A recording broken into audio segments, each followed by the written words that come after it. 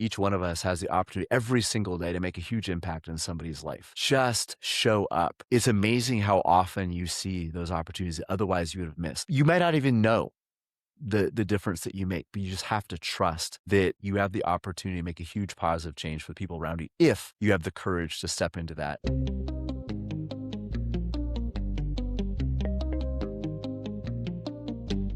Hey everyone, welcome back. What happens when a man spends his life helping others build wealth while refusing to let money become the measure of his own life? Today, my guest is the founder of Veritas Wealth Management, one of Alaska's top investment firms managing nearly $1 billion in assets. He's also the author of Forging Financial Freedom. But beneath the world of wealth management, he's a man shaped by sacrifice, discipline, fatherhood, faith, and intentional living. Chad Hufford, welcome to More Than Before. So good to have you on, brother. Nathan, great to be here. It's a pleasure to be with not just you, but also your audience. And hopefully we can encourage them to live more intentionally and pursue a life of abundance. Yeah, I love that. So take us back to where it all started. Where did you grow up? You actually are a native born Alaskan, right? Born and raised. So both my wife and I, both born in Alaska. We didn't meet until we were in our late teens, really didn't connect until our early 20s, but actually grew up hunting with her uncle. I never met Tiffany until years later, but yeah, I grew up born and raised here. My dad came here on his way to Vietnam, and Anchorage, Alaska was as close as he ever got. My mom came up in the early 70s as a public health nurse, wanting some adventure and to get some experience. She got both. Neither planned to be here for very long, but 50 some odd years later, they're both still here. Wow, that's amazing. So for most people, when they go and they visit Alaska, they usually go to Anchorage, right? Anchorage is kind of the big place where everyone goes. Are you actually in Anchorage? Did you grow up there, or did you actually grow up more on the outskirts of Anchorage? Grew up in Anchorage. The place we live now, actually where I grew up, is kind of right on the edge. And Nathan, I still feel like it is the perfect balance. So the other day, was driving down to work, saw two bull moose about a mile apart. And then that night driving back, saw a cow and a calf together. And then the next morning, had a black bear with a cub crossing the street right in front of us. And like that, I mean, that's a lot in a short period of time, but I saw a moose this morning. So we live in a rural area where we have literally nothing. Our house is the last house in the development. There's nothing behind us but untouched wilderness, and it's raw and rugged, but I'm only 20 minutes from my office. So technically we are on the very, very edge of Anchorage, but on one side we overlook the entire city. We can see multiple volcanoes. On a clear day, we can see out to Denali or McKinley, and then behind us is nothing but valleys and mountains. So it's perfect. Where I live is my favorite place in the world. We love to travel. There's a lot of other cool places, but we are absolutely spoiled. I tell my kids every day, like, what you see every morning, some people will wait their entire lives to witness, and God paints this canvas every day fresh for us, and it's amazing. I love it because Alaska really, you go to other places. I've been to a number of places around the world, but Alaska really has that feeling of wilderness wherever you go. Here in Oregon, you go out, you might see maybe a bear, you might maybe see something, maybe. But there you walk around and everything can kill you. Like I say that jokingly, but at the same time, like highest differential tide change. You don't want to go, out in the mud flats. You don't want to get hit by a moose. I mean, my wife is still upset with me because she was sleeping when we were driving home and we saw a moose. You didn't wake her up? I didn't wake her up. I Oh man, probably Nathan. should have. But, sometimes your wife needs her beauty sleep, or her happy sleep, I guess is what we should call it. But there is something really cool about being in real wilderness. What were early childhood memories like for you being in real wilderness? Well, it's interesting you say that because I just had this conversation a couple days ago. I grew up in a very, very sheltered household. We were homeschooled back before it was cool, and I'm not sure if people consider it cool now, but it definitely was not cool back then. The only people homeschooled back in the 80s or geeks and freaks, and I will let your audience figure out which one they think I am. But all that to say, it was not normal at all. And we had, there wasn't the communities and things like that there are right now. So just my mom, bless her heart, she was willing to do things differently than everybody else. Some of those things were taken to extreme. So I was joking with a friend of mine this weekend. I don't know if you remember some of the old Christian rock bands like Petra, but we used to have to smuggle Christian rock music into our house because it was too much of a beat to be Christian. And it was like, seriously, like we'd smuggle this stuff in. My mom would be like, "What's in your pocket?" Like, "Nothing, mom, just cigarettes. Don't worry about it." Um, but when it came to the wilderness and what Alaska has to offer, she was completely 180 degrees different. So, I mean, she would open my mail to see what this is back in the olden times. The younger people listening to this, Mail is a piece of paper that goes, through a post office, like what you order from Amazon, and it comes to you. You get letters and things. It's letters amazing. and paper, and it would take weeks or sometimes months in Alaska. But this is the 1900s. It was different back then. But yeah, I mean, all of our influences, I mean, we grew up watching the same TV shows my mom and dad did, like Andy Griffith and Leave It to Beaver, because the new stuff like The Simpsons, my parents could not believe that they were allowing that filth on television. And now you get clips of it now, you're like, man, this is nothing compared to what's on TV now. But anyways, all that to say, I'm getting long-winded, very, very protective. But Mm. when I was 9 years old, we moved in the same area that I now live in. And back then there was even less homes there now. So right now it's pretty well spread out, but there's a couple hundred homes spread across several square miles. Back then it was like 50, and it was even more rural and wilderness feeling than it is today. And I used to disappear for hours in the woods with 22 or a bow and arrow. One of the jokes is one of my first pets was a hybrid wolf. And like we weren't allowed to have Christian music, but let the kid disappear in the woods with a wolf and a gun and some arrows, and like, yeah, that's fine. No big deal. No risk in that.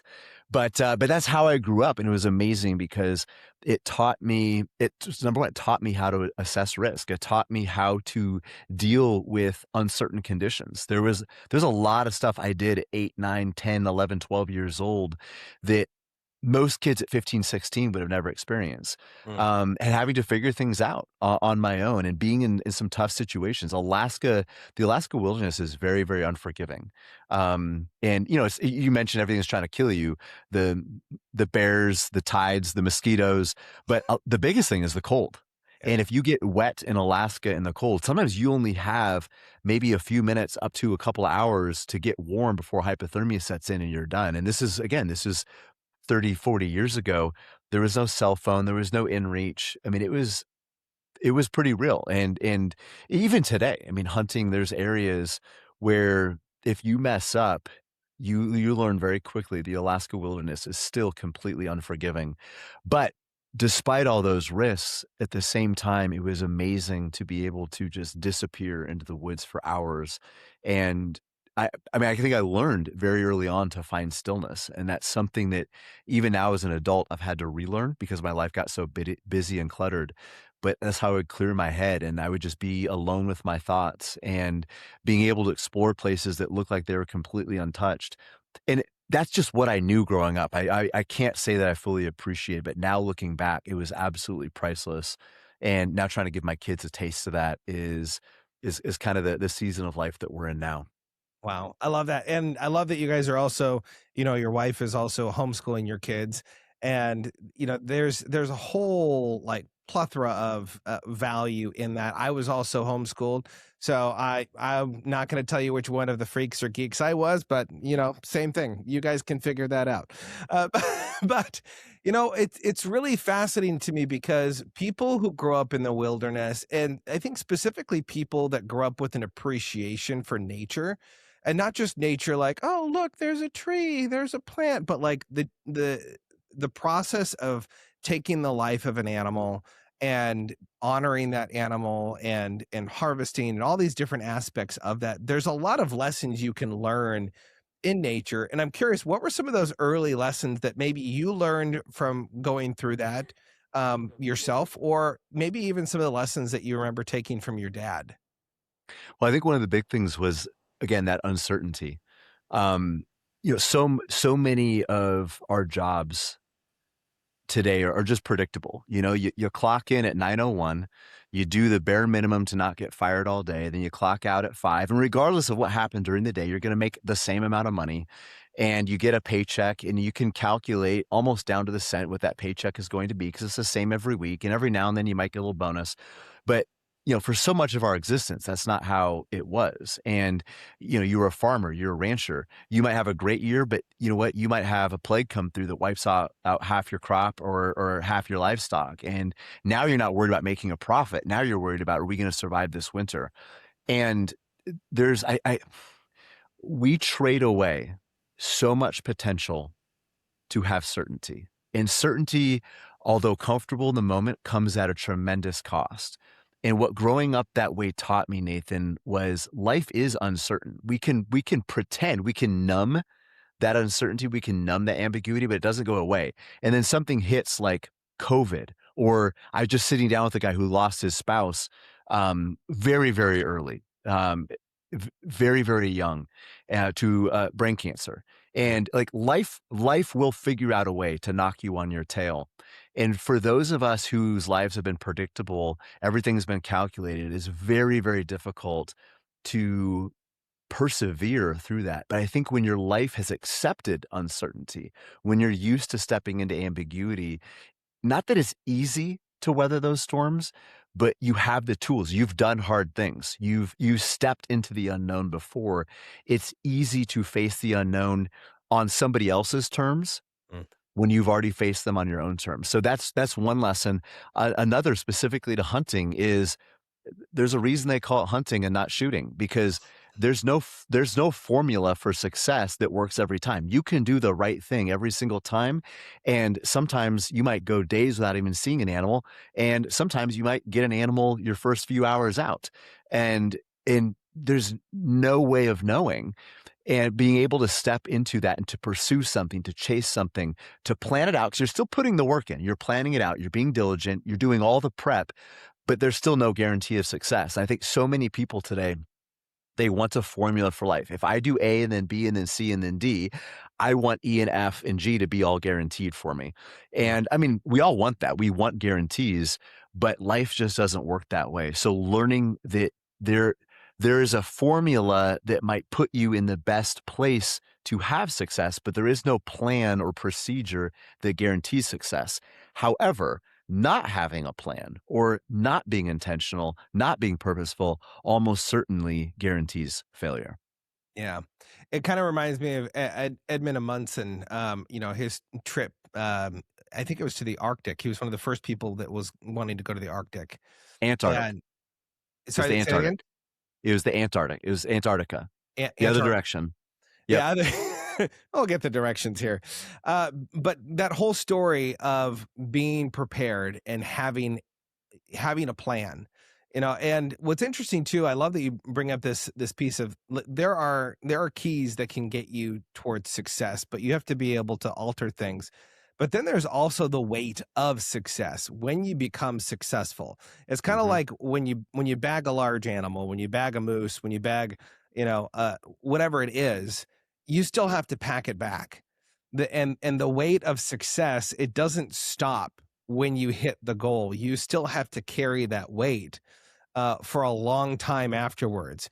And any hunter listening to this, anyone who ever's hit something, that yes, you're excited that you hit your mark and you got the target, but now the real work begins. That's when you have to start breaking down. That's when you have to start packing out. That's where you have to start shielding, what it is that you've gotten and figuring out, how do I keep this safe from other predators, other people that want it? And the same thing is true with business in a lot of aspects. Once you get to the quote unquote top, there's going to be a weight that you also have to bear at that point. And there's also this question of, is it really worth it? I'm Hmm. curious, for you, if I remember correctly, you kind of had this goal at one point in life. You wanted to be a doctor. Why did that shift? Why did that change? Okay. Let's back up just a little bit. I want to come back to that, but just a real quick story on that Yeah. that will, I think it illustrates this nicely. So my oldest son is 15. He'll be 16 in just a couple of months, but he drew a youth caribou tag about 3 years ago when he was 12. And we so what they do in Alaska, the youth season starts about a week early. So you get a a week before anybody else gets there. But caribou are migratory. So sometimes that can be a mixed bag. It'd be a benefit, but sometimes the caribou aren't moving yet. Anyways, long story short, we get out there and we see this caribou on a ridge like 30 minutes into hunting season. Within an hour and a half, we have the animal down. But in that hour, we had chased it up one ridge, across it, down into this valley on the other side, and our adrenaline's going like time stands still. I mean, Nathan, if you've hunted, you know that. Like you don't think about any of this. And so we're less than 2 hours into the hunting season, and he's already has animal down, and he's like, "Dad, this hunting stuff is pretty easy." And I was like, "Yeah, this is easy." But do you realize where we are? Like we can't even see camp. And we're trying to figure out for about an hour, we tried to figure out how to get our rigs back in there because we had left them at the base of this mountain. And we couldn't. Long story short, we made this trip multiple times to get animal, or first of all, had to get our gear in and then the animal out. And it was almost the entire day from about 10 a.m. to about 6 p.m. before we finally got the animal and the gear and everything back into camp, load up on the side by sides for a very, very relieved drive back into camp once we actually got on vehicles. But my son was like, "Dad, I think that's the hardest thing I've ever done. And I can't wait to do it again." And I was like, "That is perfect." But to your question around, I want to talk about the burden of success. But to answer your question first, um, I I got my degree in biochemistry, and I've always kind of had this thing, Nathan, where I've always wanted to help people become the best versions of themselves, how to take adversity and use it for good, how to come out stronger on the other side. I work with some professional athletes, doing physical training, speed, power, and agility training. Work with some professional fighters, some UFC guys, some Olympians. I know you had a gymnast on your show recently, although I don't know if she was Olympian, but even worked with did some military contracts, working with airborne fighters or airborne soldiers before they would go on deployment. But I thought surgery was going to be my way to serve humanity, to be able to take somebody. I wanted like trauma surgery is still one of the most fascinating things to me. An accident or a fall or heaven forbid a violent act, and they're going to die if you don't do something, and it all rests on your shoulders. Again, there's no formula for success. There's no guarantee you're going to do your very best, and sometimes you're going to fail. But there's something about me that really enjoys that kind of pressure. And so everything was going perfect. I was getting professors from medical schools to write me letters of recommendation to other medical schools, and my scores were great, my grades were good, and I have extracurriculars. And then met the woman who is now my wife and the mother of my 6 kids, and she did not grow up the way I did. She did not have the stability I had at home. She grew up experiencing things that no kid should ever have to grow up experiencing. And I'm talking about like having Christmas in homeless shelters and stuff like that, and growing up being a victim of her parents' addictions and just awful stuff. And I realized that what she wanted more than anything was stability. She never asked me not to continue to pursue medicine, but I knew pretty quickly that she wanted a husband. She wanted to raise a family. She did not want a hotshot surgeon. And then by God's grace, I had a couple surgeons in my life that were mentoring me at the time. And one of them told me, in not so many words, Nathan, he said, basically, when you when you start your fellowship after residency, you're going to be working 100 hours a week minimum, and you're gonna become a workaholic. You will not be able to shut it down, but you won't realize it's happening because you're gonna love it so much, but it'll cost you your family. Mm. And that's when I realized I've got to look at something different. And you asked about the influence of my father. Well, I grew up in the financial world, so to speak, and I watched my dad use finances as a tool to help strengthen people, to help them take control back over their lives, help them to put themselves back together again. And what I realized growing up is that when people take control of their finances, because it's such a difficult piece of your life to wrangle, it has a ripple effect to every area of your life. Yeah. But the negative is also true. If your finances are out of control, you're probably stressed. That stress affects your health. It affects your relationships. It affects your freedom. If you're living paycheck to paycheck, you're certainly not planning for the future. You're trying to survive in the moment. And human beings, we are really wired more to survive than thrive. So you have to work against some of your own wiring to sacrifice now for the future. But I saw the implications of what happens when somebody does that. And I realized that even though I had a degree in biochemistry that I might have to turn my back on, I had 2 decades of growing up watching financial management, financial stewardship, I should say, financial stewardship, not just change somebody's life from a money perspective, but change the trajectory of how their life was going. And I thought, this is the impact that I can bring into the world. And it's been 2 decades now, and as great as it's been, I could have never imagined it. It's been so much more fulfilling than I ever thought it was going to be. Um, and that's the 5-minute rundown, but that was the transition, and I'm still fascinated with medicine. I still love it. I try to read at least one book every month on medicine or neurobiology or chemistry or something like that, because I'm still a nerd. But um, God shifted me, turned me in a new direction, and I'm just grateful that I had the humility to answer the call. It was a slow answer. That was a hard turn to make, but I'm very grateful I did. Mm. I'm curious, what does it mean to be dependable for you? Like, why is dependability so important for you? Because I believe we were put here to matter for the people around us. Um, our country celebrates independence, but we've taken that too far.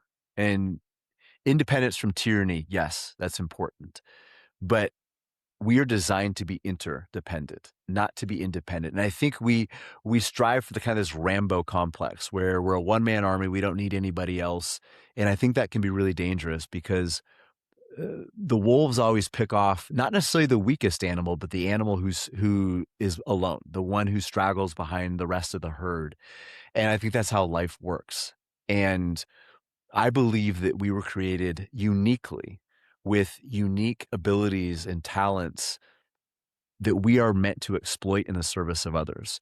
So all that to say is I believe that I owe it to the people around me to show up as my best self. Mm. And even if my 85% is better than most people's 100%, if I have another gear that I can shift into and don't because it's uncomfortable, then I have cheated not just myself, but I've cheated everybody around me, and most importantly, I've cheated my creator. And I do not want to stand before God and give an account for all the opportunities, not that I failed in, but all the opportunities that I never even took because I was too fearful or it was too uncomfortable or it was just simply too inconvenient. And so being dependable to me means showing up as my very best or as close as I can to it every single day and risking my comfort for the betterment of the lives of those around me. Mm. I love that you talk about that because I think there's a lot of people that aren't comfortable in discomfort of stepping up and really doing hard things, especially as you know, as you get a family. You know, my family of four, 4 kids, and my wife. There's that pressure to want to do well, to be able to provide for them, and there's kind of this piece that has been bred into our culture of, well, if I do it the fast way, if I can get there quickly, then it'll be better if I can get there fast versus doing the low and slow cooking of your life, of what is the one thing that you could be doing habitually over and over and over.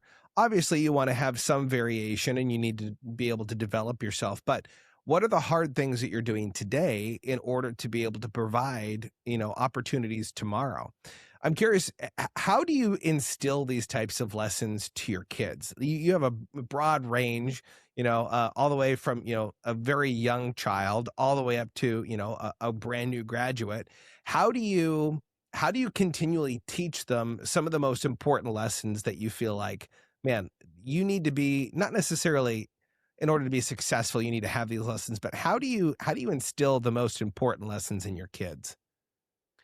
Remind me, Nathan, how old are your kids? Oh, I've got a kid as young as 1.5 all the way up to 7 years old. I Okay. got a little bit time before I get graduated from from high school here. No, you were right where we were about 10 years ago. We had our first 4 in about a 5-year span, and then we had a little bit of a gap. So, I mean, you're already seeing it though, as young as your kids are, you're seeing how different they are and how unique they are. And all of our kids have different giftings, very different giftings. Some I can see my giftings in, some I see my wife's giftings in. Some of them I'm like, I don't know where you got that from, but we got to figure out how to nurture that. But the principles often remain the same. And Dave Ramsey says that more is caught than taught. And what that means is you can tell your kids one thing, but how you show them in your own life is going to be the most impactful. So I am blessed. I grew up in a home where my family didn't just teach us good financial stewardship, they modeled it. Mhm. And it was very pure. It wasn't there was nothing hypocritical. It was normal. They normalized good financial discipline and good discipline in a lot of other areas of life too. So a lot of those lessons, because they were just part of what we talked about, it wasn't like my dad sat us down and talked about saving for the future or sat us down and talked about, how we showed up for work. Or I mean, there was times when it didn't go well, and then we had that talk. There's a football story I could share with you if we have time, but it was more just how they live their lives, where they set a certain standard for themselves. So when the lessons did come, it was a lot easier to absorb them because they weren't asking us to do, us as the kids, anything different than how they were living. And it's really hard, and I see people do this a lot. It's really hard to try to hold your kids to a standard that you don't hold yourself to. Like, hey, you should eat your vegetables and not have sweets or treats after dinner while mom is drinking a glass of wine and dad has a carton of ice cream on the couch. Not that you can't ever do that, but it's like, what are you modeling? Or, parents who take on debt to try to send their kids to college to get a European medieval history degree in German, which there's nothing wrong with that, but don't take a loan out to do it. And you're trying to teach your kid, like, I'm trying to set you up for the future by sacrificing mine. Like, that's not a good lesson. So I think the first thing is more is caught than taught.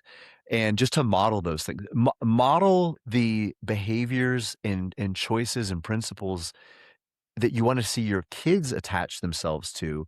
Do it yourself. The other thing you said that was really important is the consistency aspect. That the people who are successful, and success can have various definitions, but in almost any field and by almost any measure, the people who are successful don't do things completely different than the mediocre. It's just that they do consistently what most people do occasionally. So they do on a regular basis what most people only do sporadically. So, yeah, a lot of people have gone to the gym before, but do they go 4 or 5 days a week? I'm sure everybody listening to this has saved money at some point or another, but do they save money out of every paycheck? It's those types of things.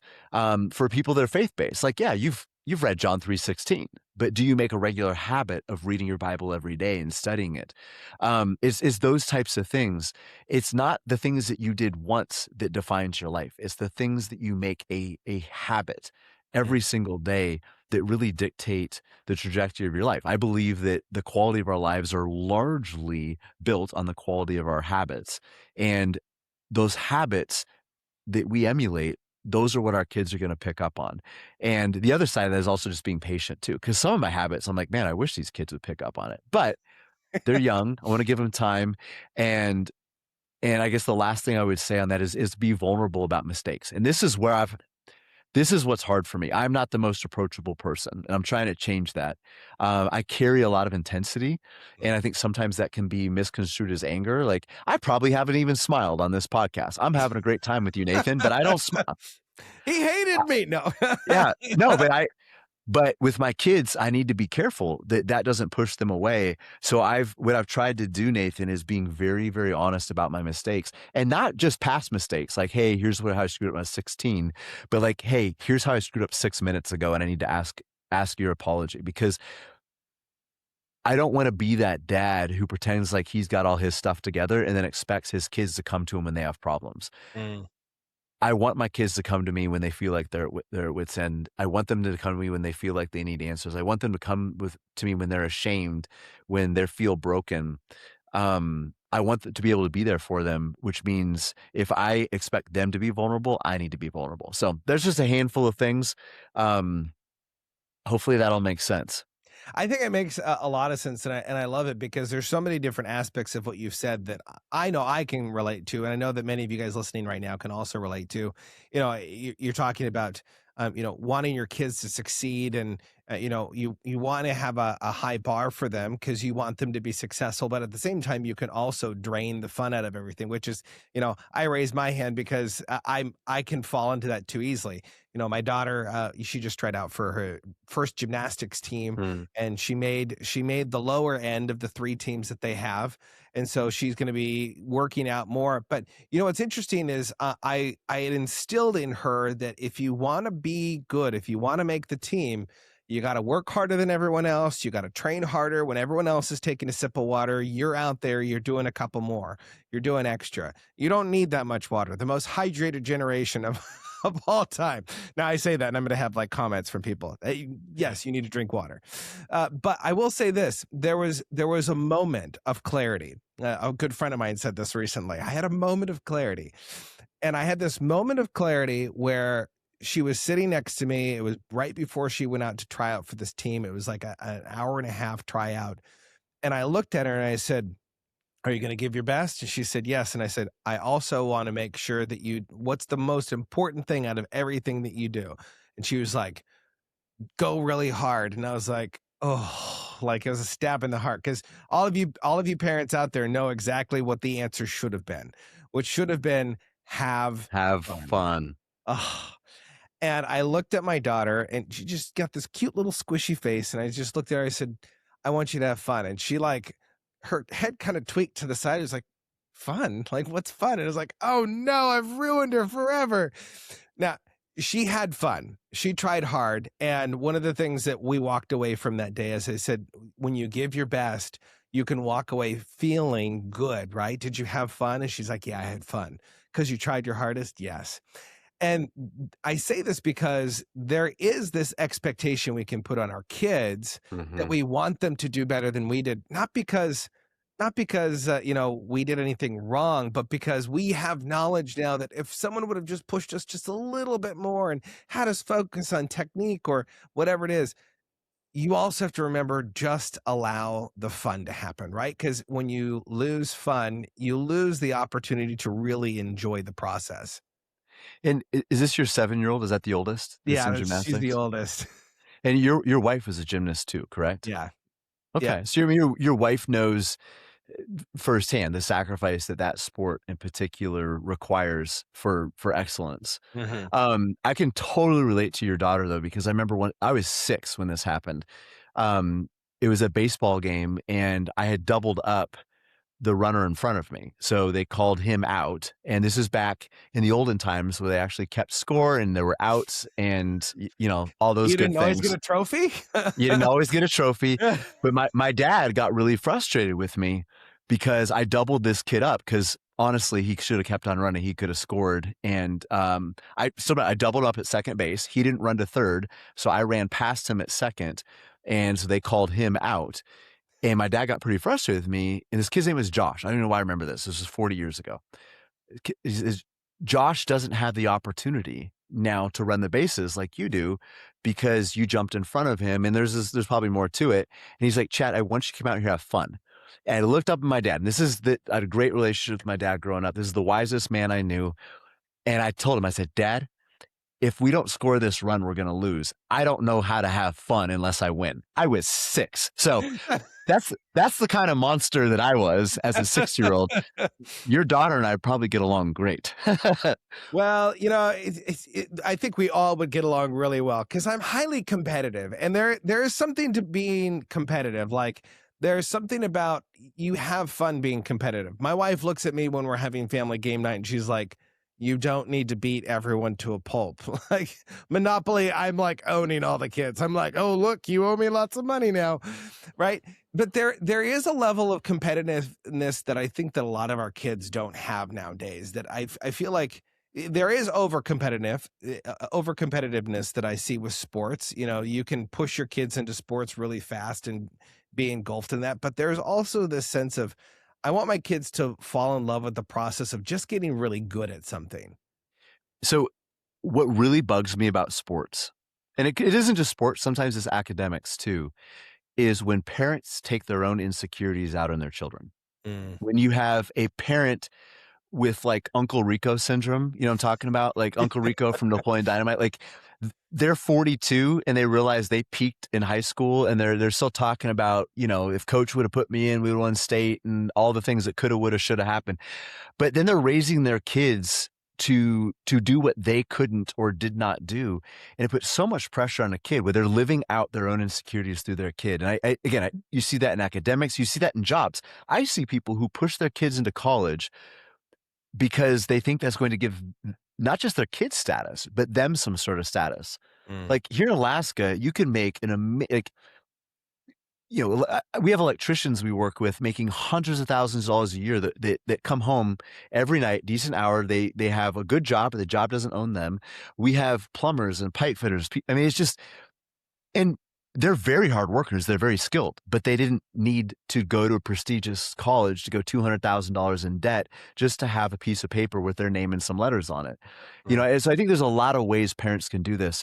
What I told my kids, what I try to continue to explain to my kids is what we strive for is not perfection, but excellence, Mm. and to know what mastery feels like.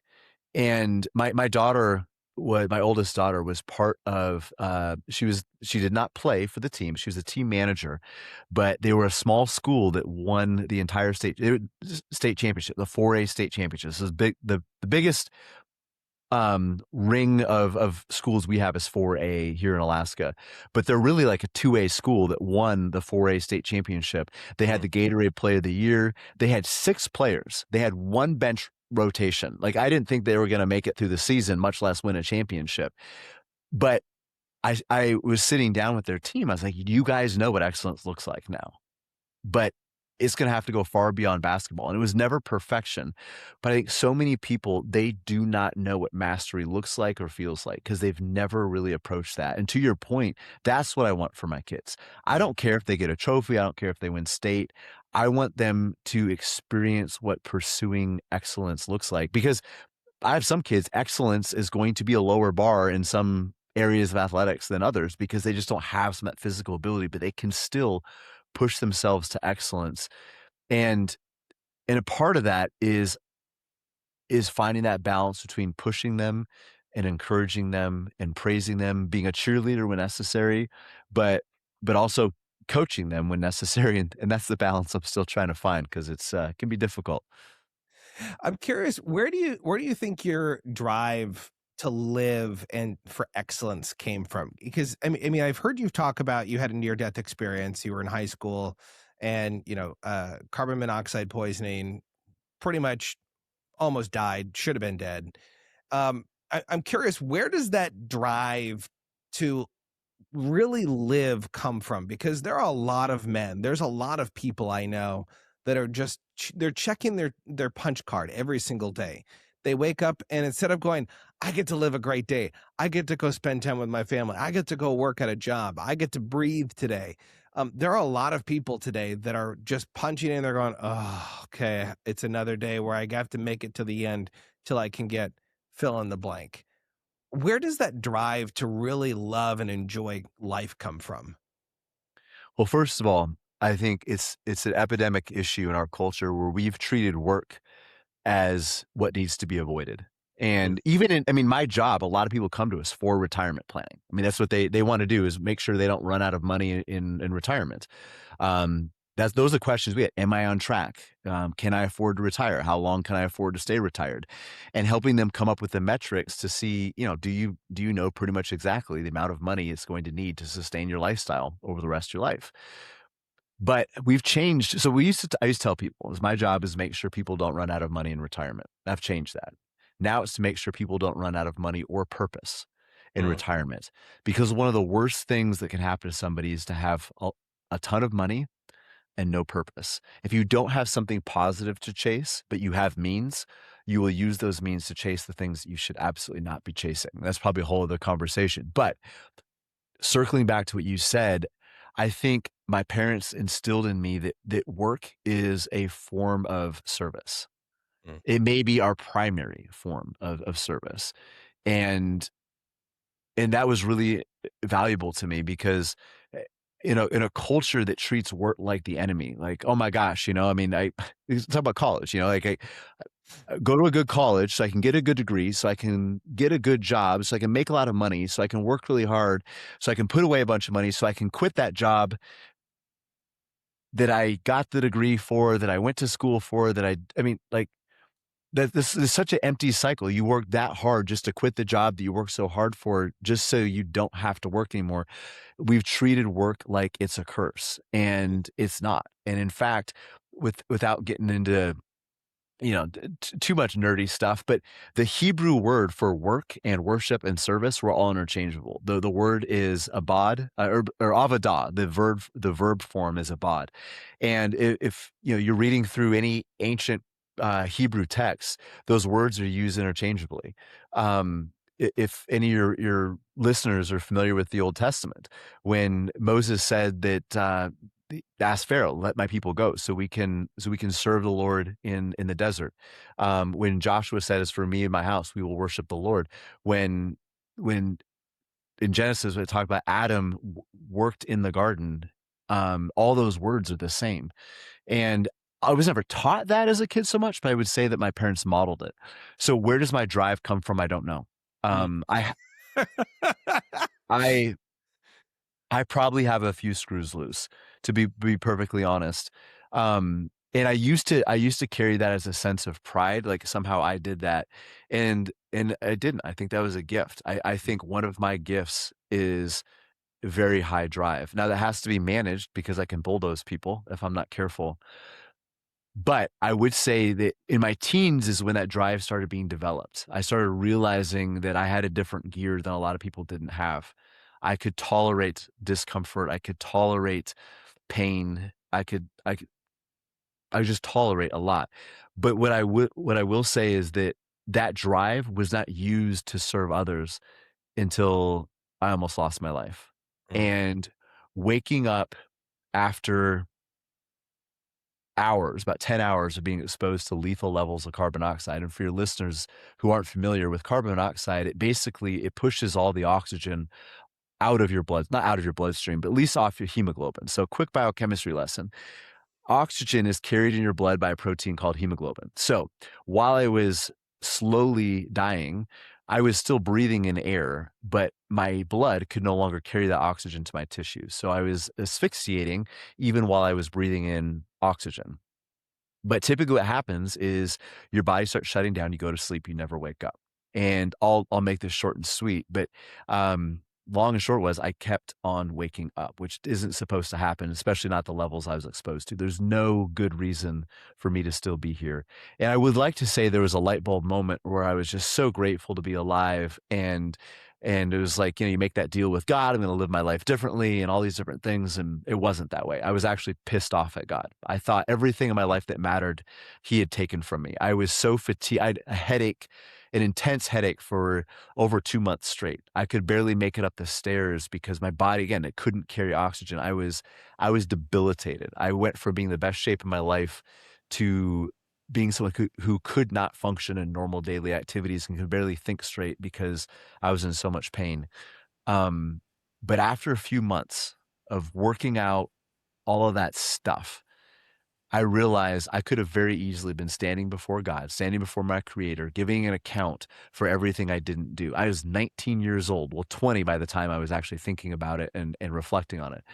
But I would have been 19 years old a week before my 20th birthday. Should have died, should have been standing giving account for all the opportunities, all the blessings in my life that I did not leverage or or employ in the service of others. And I believe each one of us will be held accountable, not just for what we did, but for what we could have done and didn't do. And I'll be honest, Nathan, that was horrifying to me because I had been given a lot. I had been given two parents that loved me. I've been given a house where truth was taught, where we had a great education, even if it was a little bit unorthodox, being homeschooled.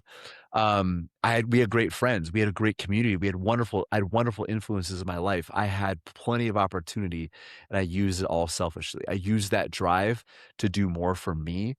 And if you looked at my life from the outside, you wouldn't look at that and say, "Oh my gosh, like that guy is such a selfish." Well, you might say I was a selfish jerk, but you wouldn't say like, "Oh, he's going off the deep end." But everything I was doing was self-serving. I was using all the gifts and opportunities I had been given to serve me, not others around me. So that was my wake-up call. That's when I realized that truly, people say, every day is a gift from God. I finally saw it as that because I was this close to losing it, should have lost it. So Mm, every day is truly a gift from God. But what I realized, Nathan, is that how I live each day can be my gift back to him. And mm, the gifts that I was handing back over to him were shameful. I was I was not happy. I was not proud of the gifts that I was handing back over at the end of each day. And I thought, by God's grace, I have a chance to change that. And now I still view every day as a gift from God. And I want to be proud of that gift that I hand back over. It's not perfect. I screw up all the time. I still don't even know how to have fun. Um, I got a book on fun one time. My team members were teasing me like, you would buy a book on learning how to have fun. But I have I I'm still trying to work on being tender, try to be tough and tender at the same time, having a strong mind, but a tender heart, a soft heart. Like, there's so much I'm working so I'm not trying to pretend like I have it all together, but what I do is try to show up every day with intentionality because I was so close to never having another moment on this earth. I know what that feels like, and I don't wanna miss another opportunity because I do believe I don't care what it's not these huge moments where,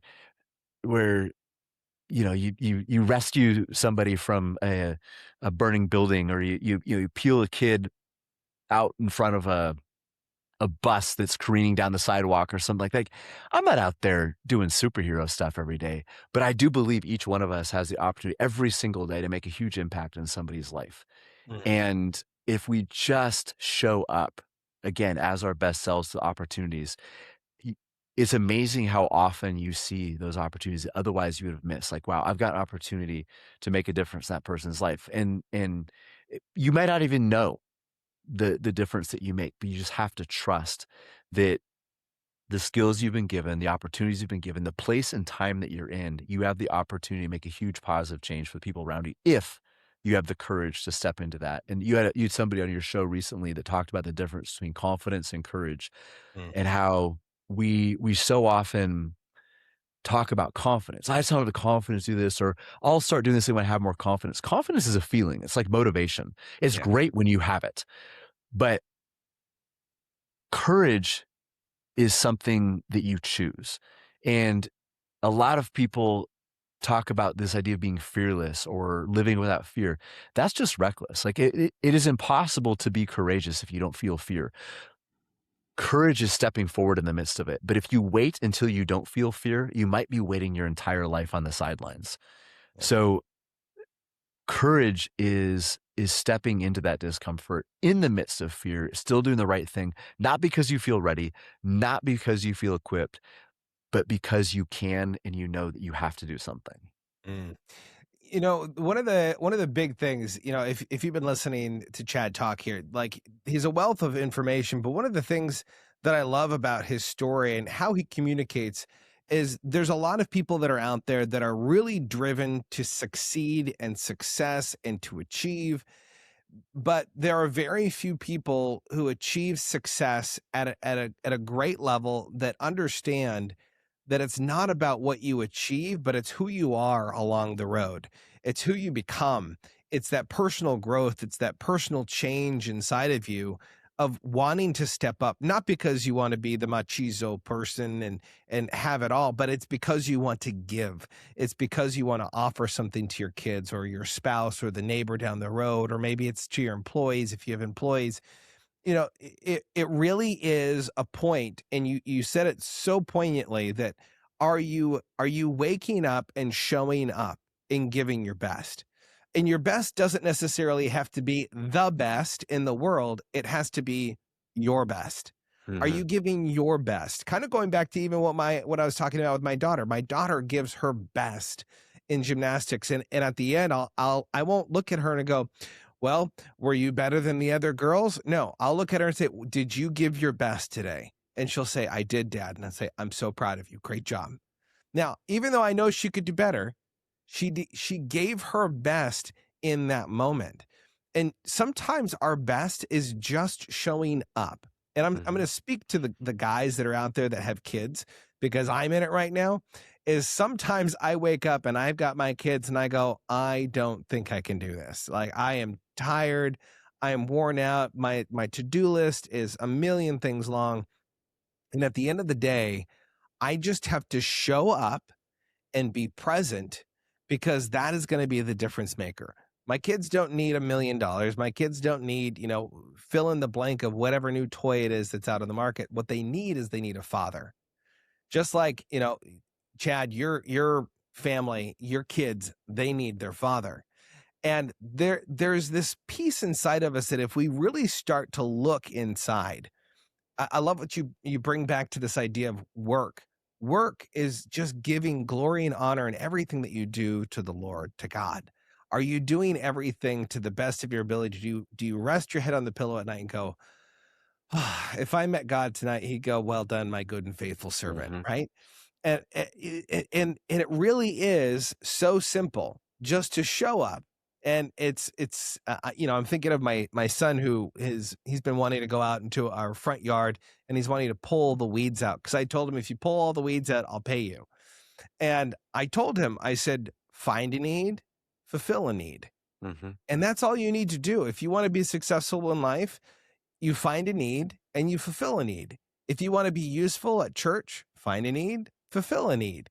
If you want to love your kids and help your kids, if or maybe it's your spouse, or fill in the blank, the answer is always find a need and fill a need. Chad, there's so much wealth that you have, not just in terms of what you do with financial planning, but there is this idea of having wealth, but being wealthy. What's the difference between those two? Because I think a lot of people have those two mixed up, of being wealthy and having wealth.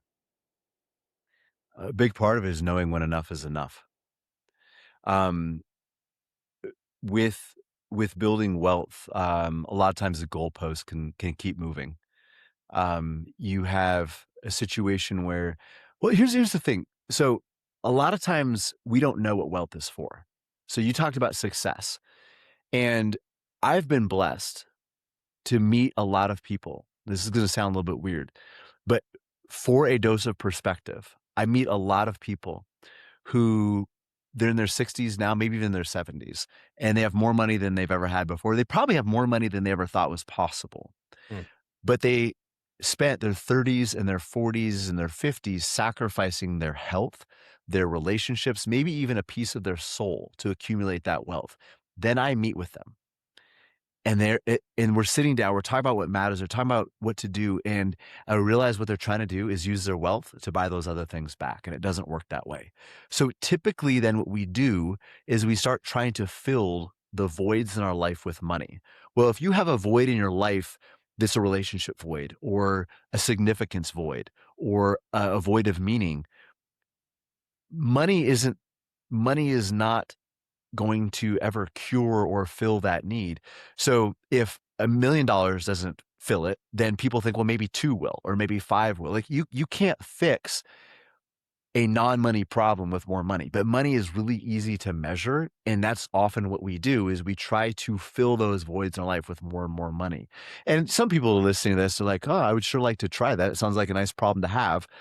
But it's actually really empty. When you accomplish everything that you thought possible in your life, everything that you thought would fulfill you, you got the C-suite job, you've got the power and status at work, you've got the 7, 8 figure bank account, whatever the thing is, you meet all those things and realize you're still empty inside. You're still aimless. You're still broken. That's actually horrifying for people because at least people, if you're broke and you think money's going to solve all of our problems, at least you can find some hope that, oh, once I have $1 million, then I'll be happy. And that hope might be misguided, but at least there's something to chase. But when you've caught everything that you've chased and you've realized it did nothing for you or very, very little, that can be very, very destructive. Anyway, so all that to say is I've seen what money by itself can do to somebody. And money as a goal is very, very misleading at best, destructive at worst. Money is a tool, but if you don't know what to build with it, more of it will not help you. And knowing what is important in your life, knowing how to leverage those blessings, like you said, to serve others. I think just a good question to ask ourselves when your head hits the pillow, whose life did I make better today? And hopefully there's multiple people. But if that's a question that you can't easily answer, there's probably different choices that you should make. And you don't have to have a high status job. You can be a barista making minimum wage and you have somebody coming in and just having a sense that, man, this person needs somebody to just look them in the eye and smile at them. Mm. You may not know how much of an impact that has. Maybe you're a waiter at a restaurant. Again, you're minimum wage and it's crazy and it's just resting your hand on somebody's shoulder and telling them something positive about themselves because they desperately need to hear that somebody notices. Like, you give me any mundane job, I can tell you how to change somebody's life and make a difference. But it's being real about those opportunities and not the cop out that, oh, I only have a job doing such and such, or I'm only so and so. What difference can I make? If God wasn't done with you, you wouldn't be here on this earth. So that's the way that we have to live our lives. And we all have unique talents that we need to exploit our uniqueness in the service of others. It's so good. You know, we've touched on so many different topics. You know, more than before, a lot of people, when they hear it, they think about, oh, it's more money than before, or it's more success than before, or it's fill in the blank of having more of something. But at the end of the day, the concept of this entire podcast is really this idea of how are you becoming who you were created originally to be? And I think a lot of people out there, they look at what they are, where they are, and they're going, well, gosh, well, what's the next step that I have to take? What should I do next? And I'm curious, Chad, as you see many people from different walks of life, from people that have much to people that have little. How would you encourage someone in their step of growth and their step of faith and their step of physical exertion of like working out? Like where would you encourage someone today to be intentional and really becoming more than they have before in a certain area of their life? Well, I think the first question is asking where the destination is, because I love your question, but without context, it can get us in trouble. Because think about, again, the olden times, back in the 1900s, when you would hire a taxi and they would say, where do you want to go? And I tell them, just go faster. Just accelerate. Like, we're not going fast enough. Like, we see a lot in our culture where people don't even know if they're going, they don't even know if they're in the right car. They certainly don't know if they're going the right direction. So what they do is just more of what may or may not be already working. But if you ask yourself, what is my destination? What do I want my life to look like? What do I want this piece of my life to look like in 20 years? Could be a relationship, could be a business, could be your body. What do you want it to look like in 20 years? What's the smallest step that you can take towards that direction and maintain that action for the next 20 years? So for example, if it's a health goal, you have somebody that hasn't worked out in 20 years and you ask them, they're 80 pounds overweight and they want to look like an action hero in 20 years. Great. That's awesome. But you probably shouldn't go into the gym tomorrow and download a Navy SEAL workout because you're going to kill yourself. So maybe it's walking for 10 minutes. Is that something I can do every single day? Is that going to get me looking like a superhero? It's not, but is it a step in that direction? Yes. Can I maintain that for the next 20 years? I should. Walking 10 minutes, that's not that big of a deal. If it's, I want to be a better husband. Well, that's like, what does that even mean? Be a better husband. Okay. Well, what do you want your relationship to look like? Let's put some parameters around it. What if you wrote a note for your wife every single day? Maybe it's once a week starting out. Takes 2 minutes. Write on a sticky note. Hide it for her. Hide it in her purse. Put it in the refrigerator. Put it on the baby formula. So she's got the screaming kid, and she's at 2 a.m. She's half asleep. She sees the formula. There's a note reminding her that you appreciate her. It doesn't take a lot of effort. That's something you can probably maintain for a long time. Maybe it's saving money. You want to be able to retire at 55 with a $200,000 a year passive income. That's a big goal. You're not going to get there all at once. So maybe it's saving an extra $100 out of a paycheck. Can you maintain that for the next 20 years? So what is the smallest step you can take towards that desired destination and maintain that? So what it doesn't look like is, I want to look like a superhero and have abs that I can wash my clothes on. I haven't worked out in 6 months. I'm going to go work out for 3 hours tomorrow. Remember, what you do one day doesn't matter. What you do every day, that's what changes your life. So smallest step forward, and I can sustain it for the next 20 years. I love it. It's so good. It reminds me of the quote by Earl Nightingale: success is the progressive realization of a worthy ideal or goal. First, you have to define exactly what Chad was saying. You have to define what it is that you actually really want. And then you have to take those small progressive steps to achieving that. For all of you guys listening out there, make sure that if this conversation resonated with you, if you learned something from Chad or anything that I said, make sure you, first of all, go check out Chad's book, Forging Financial Freedom. You could also check out his podcast, which is amazing, the Blue Collar Millionaire Show, where he shares practical wisdom around money, discipleship, stewardship, intentional living, discipline. You could also reach out to Chad and his team over at Veritas Wealth Management, and you can follow him on Instagram. He's got a YouTube channel with some great content. You can have lots of Chad in your life. You just got to go find him. You can find him, actually, those links here in the show notes if you'd like to really reach out and connect with him. If this episode challenged you, encouraged you, changed you in any way, shape, or form, would you do me a favor? Please like, subscribe, share, and take this episode and give it to somebody that you care about. Chad, thank you so much for being on the show. For all of you guys listening, remember to be more, see more, and experience more than before.